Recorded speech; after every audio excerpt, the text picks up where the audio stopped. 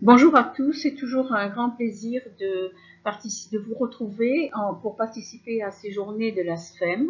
Quand le professeur Christian Hervé m'a invité à parler aujourd'hui de la dignité, j'ai accepté tout de suite parce qu'il y a quelques années, nous avions travaillé sur ce sujet avec des collègues de Toulouse.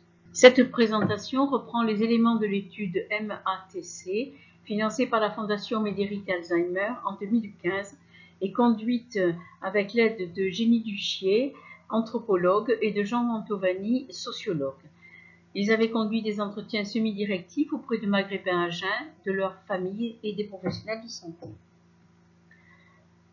De plus, sont associés à cette publication le professeur Tasmin Masmoudi, professeur de droit de la santé et de médecine légale à l'université de Sousse, avec lequel nous faisons des travaux coopératifs dans le cadre du réseau Etimed, et avec la professeure Vardi Trisplay-Chahine de l'université d'Haïfa, qui est spécialiste de littérature islamique et avec qui nous coopérons au niveau international. Pourquoi les Maghrébins âgés? Dans cette présentation, nous ne parlons pas d'étrangers sans papier ou de migrants illégaux. Les Maghrébins âgés dont nous parlons sont en France depuis longtemps et sont titulaires de droits.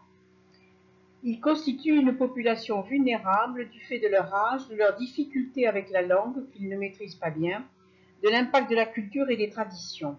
De plus, certains de ces migrants vivent seuls dans des foyers parce qu'ils reviennent passer quelques mois par an en France pour pouvoir bénéficier de prestations sociales. En réalité, on s'est aperçu qu'ils n'étaient pas très présents dans les établissements d'accueil pour personnes âgées auxquels ils ont droit. On peut donc penser qu'eux-mêmes et leurs familles ont des attentes liées à leurs traditions qui ne sont pas prises en compte.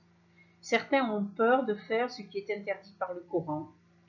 Tous ne suivent pas les préceptes religieux, mais ils respectent la culture musulmane profondément ancrée dans les traditions familiales, même chez les non-croyants. Le concept de dignité humaine dans le droit. En France, tout le monde s'accorde pour reconnaître que la dignité est un principe fondamental, mais il n'est pas inscrit dans la Constitution. C'est un concept universel. La dignité est liée à la vie et à la personne humaine. Le Conseil constitutionnel a toutefois précisé, à propos des lois de bioéthique, la sauvegarde de la dignité de la personne humaine contre toute forme d'asservissement et de dégradation est un principe à valeur constitutionnelle. Le terme de dignité apparaît par ailleurs dans le préambule de la Charte des Nations Unies en 1945, puis dans la Charte de Déclaration universelle des droits de l'homme en 1948, et la dignité est distincte des droits. La Convention européenne des droits de l'homme ne fait pas référence à la dignité de la personne humaine.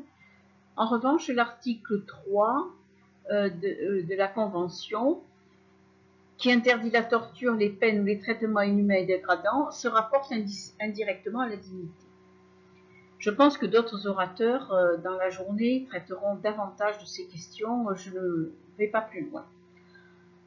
En France, le Code pénal sanctionne les atteintes à la dignité des personnes, sans définir d'une manière générale la dignité.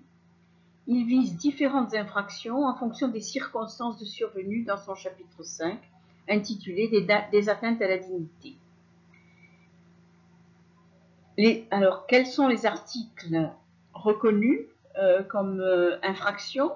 L'article 225.1 à 225.25 traite successivement des discriminations, de la traite des êtres humains, du proxénétisme, de l'exploitation de la mendicité, des conditions de travail ou d'hébergement contraires à la dignité de la personne, le travail forcé, le bizutage, etc., et l'atteinte au respect des morts. En Tunisie, la Constitution de 2014 dispose que d'abord l'État protège la dignité de l'être humain dans son intégrité et interdit la torture dans l'article 23, prédit que tout détenu a droit à un traitement humain qui préserve sa dignité, article 30, et relatif à l'enfant, la dignité, la santé, les soins, l'éducation et l'instruction de l'enfant constituent des droits garantis à l'enfant par son père et sa mère et par l'État. La dignité dans la déontologie médicale. Le respect de la dignité, au même titre que le respect de la vie et de la personne, est un devoir fondamental dans les différents codes de déontologie des professionnels de santé. Pour les médecins, l'article 2 dit « Le médecin, au service de l'individu et de la santé publique, exerce sa mission dans le respect de la vie humaine, de la personne et de sa dignité. Le respect dû à la personne ne cesse pas de s'imposer après la mort. » Dans la déontologie, la dignité est considérée comme intrinsèque à tout être humain, qui doit être soigné avec la même conscience, sans distinction selon l'état de santé, le handicap, sans discrimination sur son origine, ses mœurs, sa situation de famille, son appartenance ou non à une ethnie, une nation, une religion. C'est l'article 7. Également, en fin de vie, le médecin doit accompagner le mourant, assurer la qualité d'une vie qui prend fin et sauvegarder sa dignité. C'est l'article 38. La dignité dans la déontologie médicale en Tunisie. Nos amis tunisiens ont un code de déontologie datant de 1993 qui considère dans l'article 7 le respect de la dignité pour une personne privée de liberté, et d'autre part la charte du patient qui recueille les droits, qui réunit les droits des malades, précise que les professionnels de santé veillent au respect de la dignité du patient. Si on veut aborder la dignité des soins aux patients maghrébins, on doit faire une distinction tout d'abord entre la dignité du corps et la dignité de la personne. La dignité du corps, le respect de la pudeur et la protection de la nudité sont primordiales. La propreté du corps fait partie de la foi. Le musulman se purifie 5 fois par jour au moment de la prière.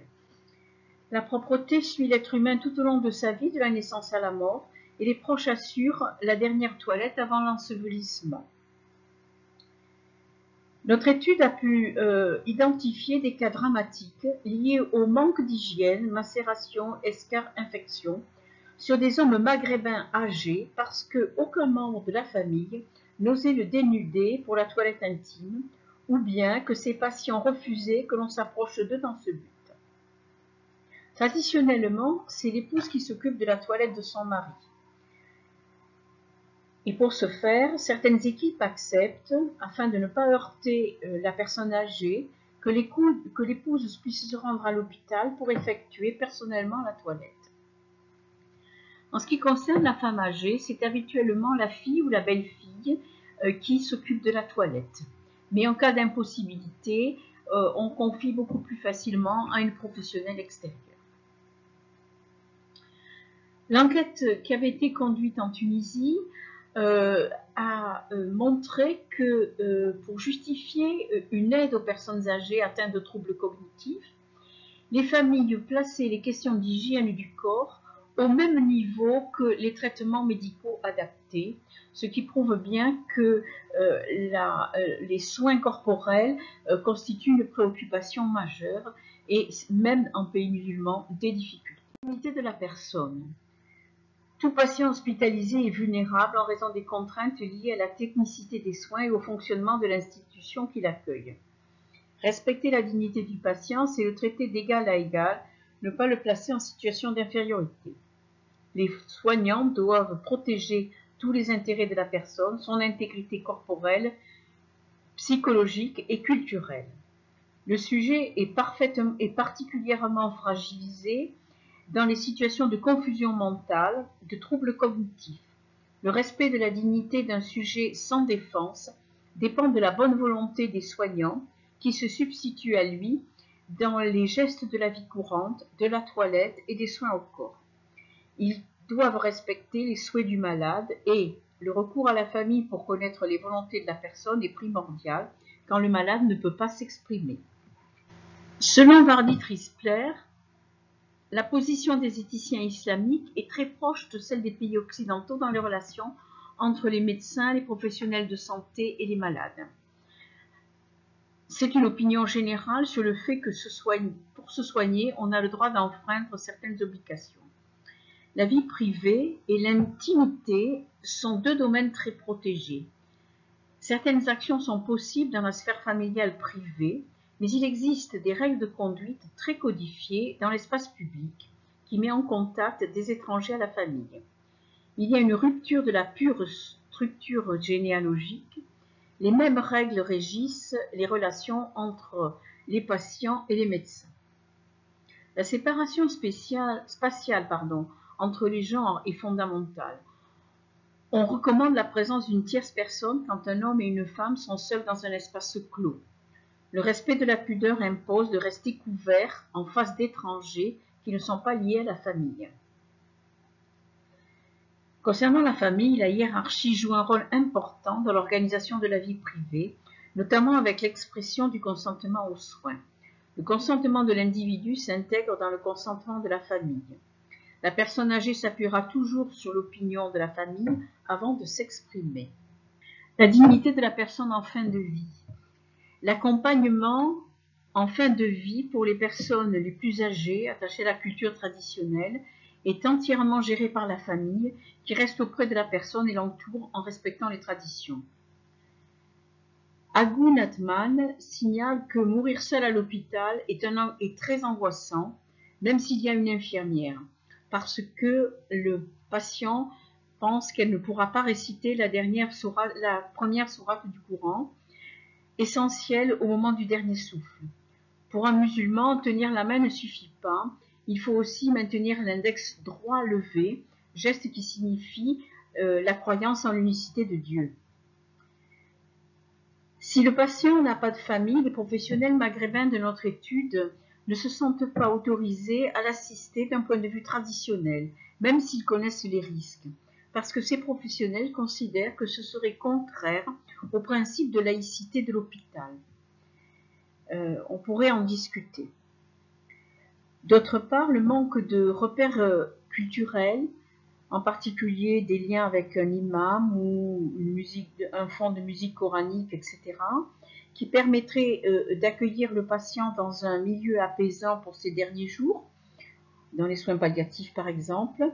Ce manque de repères culturels est ressenti comme gênant, alors que le principe de laïcité n'exclut pas du tout le soutien religieux pendant l'hospitalisation, puisque c'est un droit du patient.